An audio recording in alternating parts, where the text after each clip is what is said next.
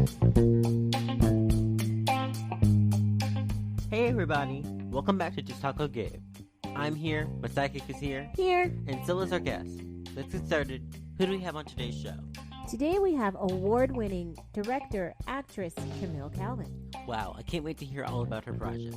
Absolutely. But before we get started, let's give a shout out to our sponsors, Faye Life Clothing, BCK Online, and Link PR. Faye Life Clothing is a unique clothing line out of Atlanta, Georgia, geared towards those who love intoxicating style. BCK Online is a digital online magazine that keeps you in the know and up to date on lives of entertainers, rising stars, parents, and much more. And Link PR is definitely the missing link to your success in the entertainment industry. I'm glad Faye Life Clothing, BCK Online, and Link PR are all back for another season. Now then, go grab your snacks, sit back, relax, and as always, enjoy the show.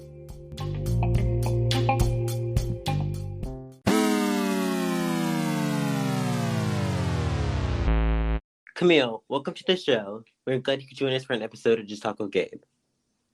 Oh, thank you so much for having me. Thank you for being on, so let's get into it. Okay, great. You are an actress and director. Tell us how you got started in the industry. Ooh, well, first of all, I always had a love for performing. When I was younger, I would put on little skits and sing in front of my mom and my family. And I didn't really know what to do with it, or I had no connection to acting per se. I didn't know anyone who was in the business.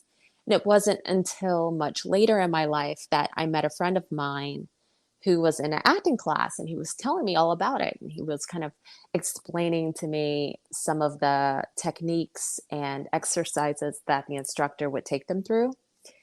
And I was like, that sounds really cool. You know, why don't you take me? I want to check out this class. So he took me to one of the classes, and the instructor was doing an exercise to kind of help with reaction and listening. So, for example, he would take a side, which is like a scene, and you'd have your lines, he'd have his lines, but you don't memorize your lines or anything like that. What you would do is the instructor would just read the other person's lines, and you take in everything and react, either emotionally or physically, however you want it to, and you make your own choice. And when I did that, it felt so freeing, and it was just completely new to me, and I knew right then, this is what I want to do. Wow. That's an amazing journey. That is, yeah. Yeah, it was such an amazing revelation for me. Mind-blowing. And I never stopped. Wow. Good for you. Yeah, good for you. Thanks. So, as an actress, what has been the most emotional role for you to portray? The most emotional role for me is a film that I actually just finished not too long ago called Guess Who's Coming to Dinner? Or I'm sorry. They've changed the title a few times. It's Whatever Happened to Dinner. That's the name of it. Sorry, God. Okay. The director's going to kill me. Which is the whole story is based on 24 hours of this woman, Wendy, that's my character, waiting to get news from her doctor. Oh, wow. And so, I won't say too much because it hasn't been released just yet, but there's so many ups and downs that she goes throughout the day with her family, with her husband, with herself. And it was quite emotionally draining just filming and going through all of this. I have to say that's probably the most emotional project that I've been a part of. I can imagine. I can imagine that. Just like kind of in real life, waiting that long, waiting. Yeah. Yes. And I'm so sure so many people and so many women have been in this position. You're waiting to hear news, whether it's maybe you find out that you could be pregnant, or you find out that you could be ill, or whatever it might be, just waiting. Those moments of just nail biting and trying to figure out what's going to happen and how your life is going to change. Yeah. Wow. Yeah, just crazy. I can't wait to see that. So definitely we'll put that definitely. on my radar. Nice. Yes, Okay. please do. What has been your favorite role to portray and why?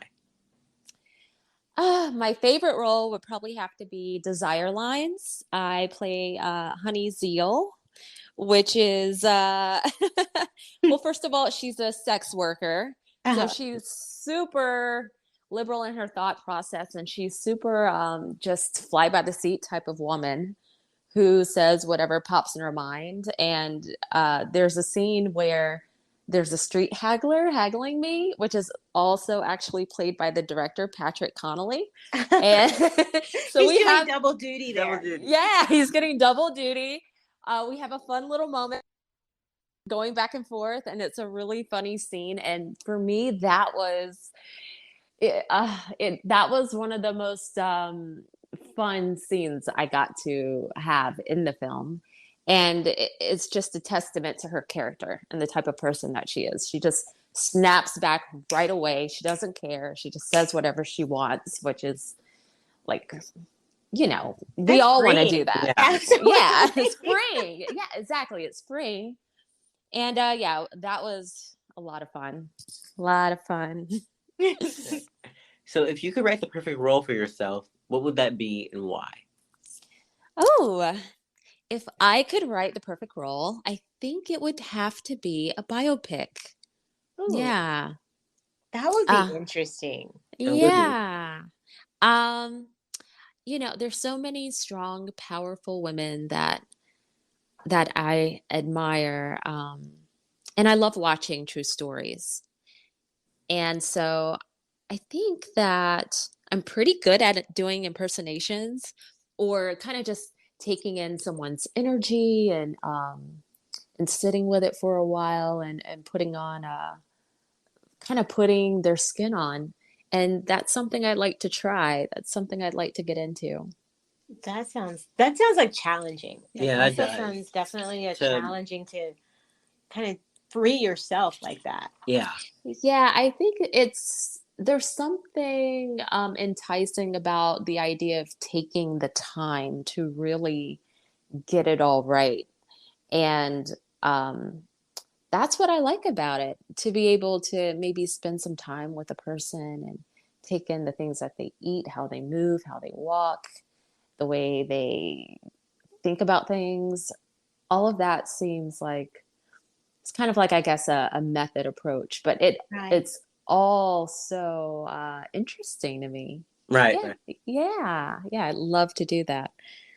Neil, okay, so you are an actress, but you also answered the call to go behind the camera. How'd that come about? I think I got the itch to go behind the camera when I started learning more about the entire filmmaking process. So, first for me, it was acting, but then I started learning about editing. Actually, I had a friend teach me just how to operate. Final Cut Pro was the first program that I started working on. And for me, that was mind blowing because I started realizing that the true storyteller is the editor and the director. Right. Because the editor has the final say unless the director's sitting with them. So that was like, ooh, that was like a big light bulb went off. And I thought, well, I want to tell stories. I want to be able to direct as well. And I think my interest in directing came from knowing that the director is organizing everything you see when you cut the scene. And also, once you direct, you can sit with the editor, or if you know how to edit, you know exactly how to shoot your shots to make the scene go in the direction that you want it to go. As an actor, you just kind of put everything out there and you're hoping that what you did makes the cut, but it might not, So for me, it was just all about understanding the power of controlling the story And that made me want to get into directing. That's awesome. So That it's is. kind of like the editor side pushed you into directing instead of the actual acting side. Now that's interesting. Yeah, I think so. Definitely. Yeah. Now, what is the one thing that has helped you, like, as an actor in terms of transitioning to directing? Like, any knowledge that you transferred over? Um, Let me see. I think definitely what helped was understanding how to relate to the director more. Right. So when a director's telling me or giving me direction, it's a little bit easier to understand where they're coming from or what they might mean. And also understanding now the technical terms, understanding the reason for all the technicalities in acting, like, you know, hitting certain lights and certain marks and turning your head or tilting your head a certain way. And sometimes as an actor, we might think our performance is everything and don't mess with our performance. Like, no, this is me naturally. You move the camera, but sometimes you just have to be able to work in that environment and find your way through your performance, as well as hitting all those great marks and doing all those technical things for the camera. Absolutely. Yeah. That's And important. that's an exercise. It's a mental exercise. It's a physical one. And I think being on both sides helps you understand both. At least it helped me for sure. Yeah. Right. Now, can you tell us about some of your directorial projects? Sure. Yeah. So it was a music video actually for an Oh, artist named wow. Shayal. Yeah, Shayology. It was a lot of fun. I used every location I could think of. I was so excited, I think, just to direct something. I crammed so many locations in this shoot. We went to the desert, we're at a record store. I got a really cool car. We shot in this convertible car. Wow. We we shot in a studio, a few locations in the studio. Yeah, I overdid it. I was like, yeah, it's gonna be epic. I was just trying to make this great thing. And it was fun. It was a lot of fun. Especially, to just put together cool images and put them in music if you're musically inclined, if you like, rhythm and beat, and I'm a dancer too, so it was like, oh, I just wanted to do so much to the song because I actually really liked the song. So yeah, that was my first project. And then We after definitely that, have to watch that one. Yeah. We have to yeah, get on it. I'll send it to you. Okay. And after that, let's see, what was my next project? It was In the Clouds. That was a short film that I wrote. Oh, Oh, wow. wow. Yeah, so it was my first time writing anything and making it. And so this story was about an older woman who was spending her days feeling lonely, and she meets a young woman in her building who's kind of wild and helps her to change her outlook on life. I'll say it that way. Oh, that sounds good. Yeah. Yeah. It was a sweet story. And it did okay. We did some music, sorry, not music. We did some film festivals, and yeah, it was a fun run. It was a fun run. That sounds cool. Now, how do you see the industry evolving overall as an actress and a director?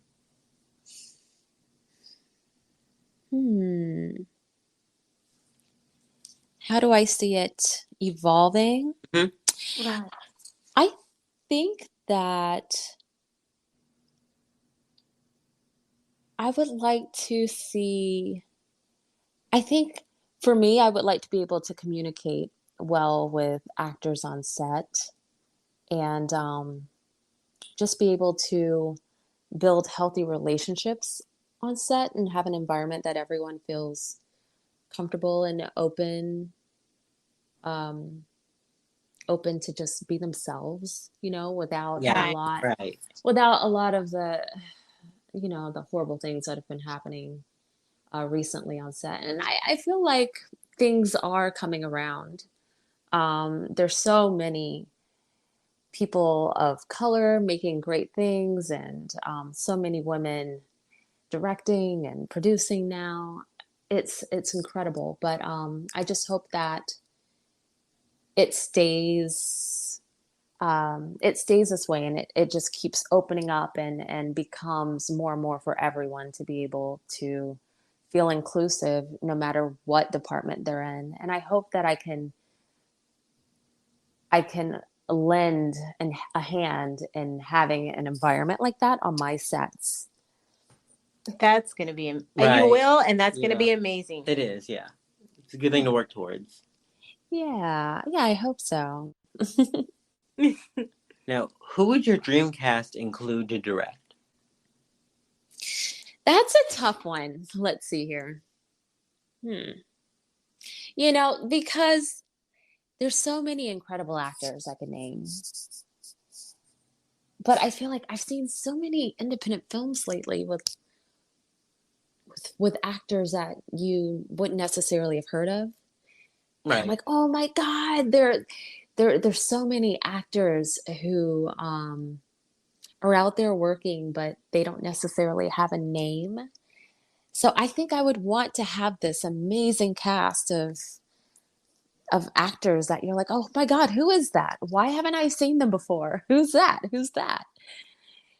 That's true. Yeah. Giving people a chance. Yeah, giving people a chance to show what they can do. That's important. That is. That's a huge thing. Like, let's give people a chance. I know that a lot of studios want to stick with what's safe and who's bankable and who can sell, but I think that the public is ready to get behind anyone who's a good actor and any story that's good. That's all that matters. Absolutely, yeah. People just want to get lost. People want to get lost in the story. Just take us away, right?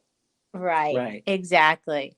All right, we're going to go on a quick commercial break. Would you stay around, Camille, and hang out with us for the fun round? Absolutely. Let's do it. All right, we'll be right back, guys. We'll be right back. Welcome back to the show, everyone. Welcome back, guys. If you're not downloaded Anchor.fm, do it. Start making your own podcast today. Let's get back to the show. The fun round. All righty. So what is your favorite city and why? Ooh, my favorite city would have to be Florence, Italy. Oh, I want to go there. I want to go there so badly. We just looked up flights from from Houston to LA, and then from Houston to Rome. It's a $200 difference. So I said, let's go to Italy, guys. Yes, we'll be there eventually. Please do. Oh my God, please do. So much fun, so beautiful. I've been to a lot of places. I have to say that Italy tops everything. I've been everywhere I've gone. Wow. Okay, that's at the top of our list. That is, yeah. Yep, you've just confirmed it. Please go. Please go. Take lots of photos and visit Florence. Okay. Absolutely. So if you could direct any film, what would it be? If I could direct any film, I think it would be an action film.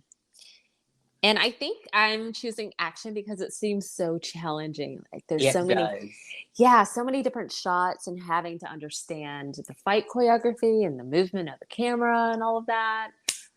But I'm up for a challenge. Oh, that would be good. That would be good. I would love to direct something like that. Okay, Camille, I had this dream. Let me tell you. Oh, no. Okay. It was all action. And I was driving a Mack truck. So you have to have someone that's 4'7.5" driving a Mack truck. And hiding out from, I don't know who, but in a monastery or a nunnery with Ashley Judd. So I don't know why she dreamed this. I have no idea. But apparently I interrupted it. Yeah, you totally interrupted it. So specific. Like, it was such an oddly specific thing. It was like I was living it in color. So there you go. And I thought she was making this up, and this is apparently what she dreamed. You should start writing this. I don't know. And maybe send the script to Ashley. She might Oh, be yeah. interested. Well, see, I will send it to Ashley, and you're directing. So see, I'm throwing it out there for you. I would love to. A Thelma and Louise meets Mad Max. There you go. I mean, that kind of maybe so, because I was flooring it, and somebody was chasing me. I don't know who. Oh my God. I love it. So, what period would you travel to if you were given a time machine? Oh, okay. If I was given a time machine, maybe I go to the 70s. Ooh, that's a good time period. Yeah, I think because I love the hair, I love the clothes, and I feel like people were really on to peace, love, and happiness. And I would love to go to a concert back then and just kind of, and feel the vibes that were happening. That's true. Everybody was kind of chill back then. Yeah. That's a good time period. Seems like a happier time. Absolutely. So what is one movie that you never get tired of watching? Oh, man. I have a lot of these, honestly. But I'm going to pick an artsy one that I usually watch like once a year. It's called La Strada. Oh. Okay. Yeah, it's by Fellini. And it's kind of a sad love story.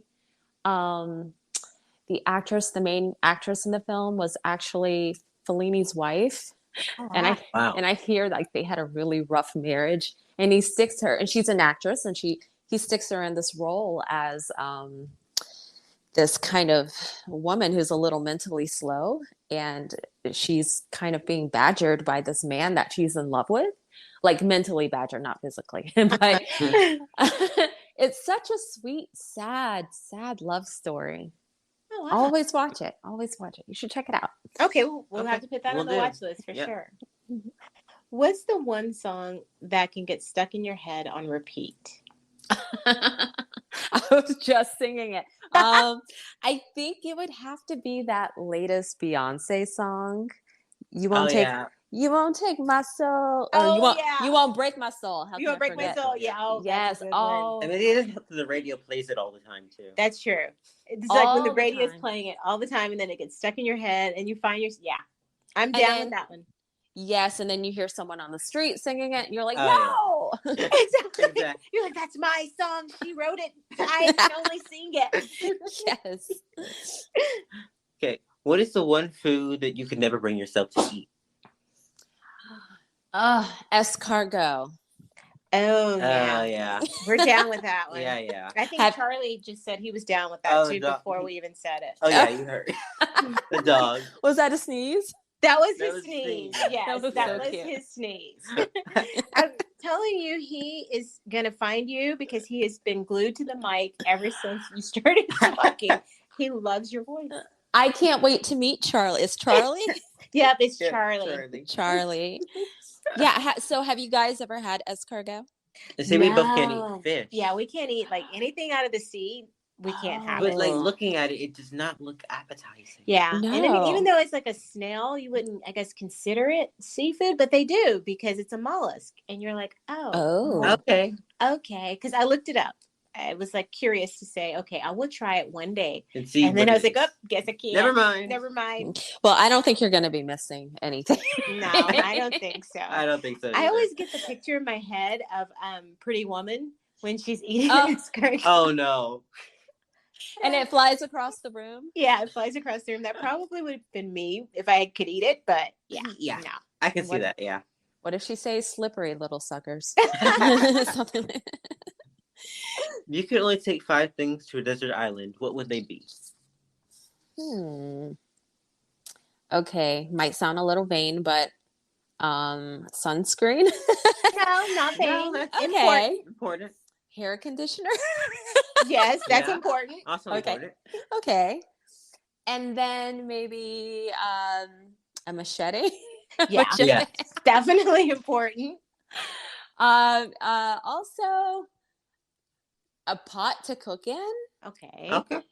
Yeah, I think that would be like important. And if you caught fish or something, and right to cook in, and Was that 4? Those That was 4. 4. It was 4? Okay.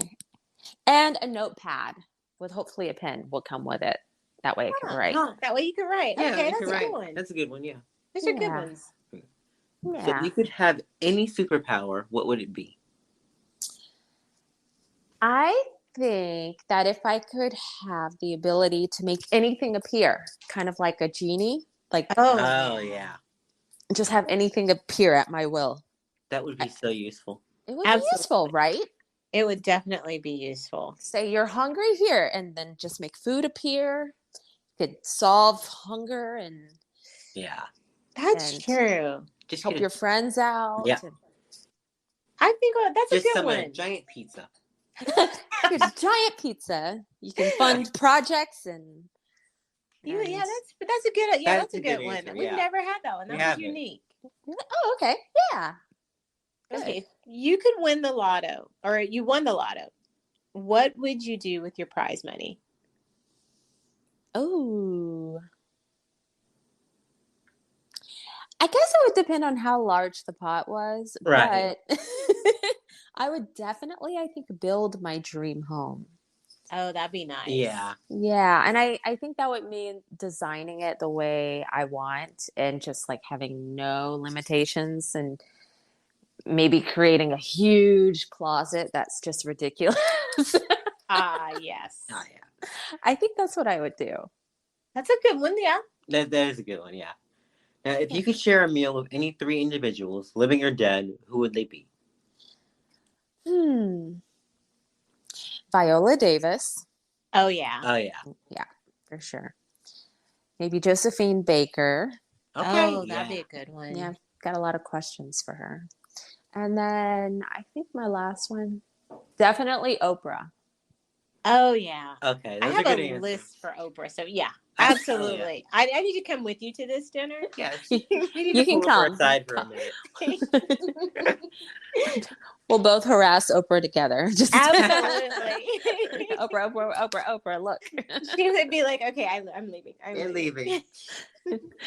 Josephine Baker, she would be kind of intimidating, I think, because she was so beautiful, but she was super smart. People just don't, and super talented, but they just don't realize what an incredible woman she was. She was great. Yeah, she was phenomenal. Yeah. And then, no, Sarah, go ahead. Oh, I was just going to say, yeah. And she just had the biggest heart. She adopted so many children and she helped a lot of people during World War II, hide from the Germans. And it was, it's a really rough time. And she was so brave throughout all of that. She was. So she would be super intimidating, I think. And Viola Davis, I just fangirl. Like, I would ask a million questions. I would fangirl, totally. Yeah, a million. Me too. Okay, you have one person to give a shout out to right now. Who is it and why'd you pick them? Oh, that's rough. I think I'm going to have to give a shout out to Orlean Walker. That's my grandmother. She's just coming to my mind right now. Yeah, I have a lot that I want to do in her name. And she passed away just a few years ago. Oh. And so it always feels, of course, like she had a full life, but it'll always feel like it was too soon. Right. Absolutely. I can completely relate. So yeah, I can too. Well, shout out to your grandmother. Mm-hmm. Thank you. So what is the one piece of advice you would give to people who want to be in the entertainment industry? My advice to you is continue being yourself and don't give up. Simple advice, I know, and it sounds so cliche, but I think that so many people try to imitate other people who've made it, or other people who are living a life that they wish they had. But that's not what's going to make it for you. I think we should be celebrated for who we are, and we are. People love movie stars and other people because of their individualism and the quirks about them, right? So we should just be comfortable with who we are and keep pursuing our dream and not compare ourselves to other people. That's good advice. That Not is. only in like this industry, But in any industry. Yeah, in any industry. Yeah. Yeah. So in addition to all that you have going on, what's next for you? Next, I have a few projects that are in development. And I'm currently looking for funding. I know a lot of people are, but I had to drop that out there, for a few feature films. And so that's what I'm working on. I know it's not huge. I can't really talk about it just yet, but that, and I'm waiting on the release of Whatever Happened to Dinner. I'm getting the title correct this time. Whatever Happened to Dinner. That should be releasing hopefully by the end of this year.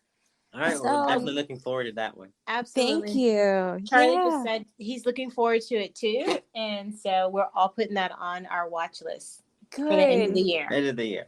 Thank you, Charlie. Okay. What is the one thing you want our audience to know about you? Well, funny enough, we were talking about dogs and Charlie, but I'm a huge advocate for animal rights.